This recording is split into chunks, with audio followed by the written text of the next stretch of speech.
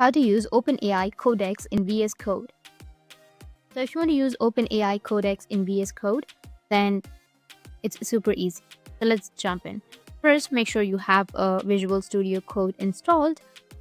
So if you don't have it, you can also go with the web version. Next, you'll need an OpenAI API key. So go to platform openai.com or go with platform openai.com, and here go and log into your account, sign in, and navigate to the API key section. Click on create a new secret key, copy it, and keep it safe. Don't share it. After that, you need to open up your VS Code and then go to the extensions tab, which will be on the left.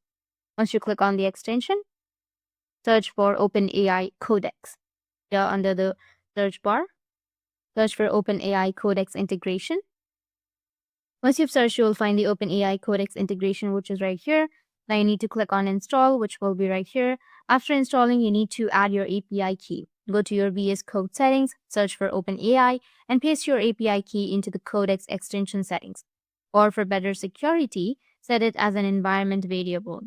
Use this command prompt to run on Mac or Linux. Use this.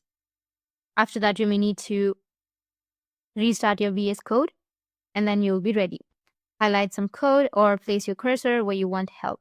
Look for the robot icon on the left sidebar, click on it, and choose chat box to ask questions for continue writing to generate code. For example, type create a Python function and CEX will suggest code right in VS Code. So that's it. In just a couple of minutes, you have set up OpenAI Codex to boost your coding. And if you have any questions, feel free to comment below. Thanks for watching.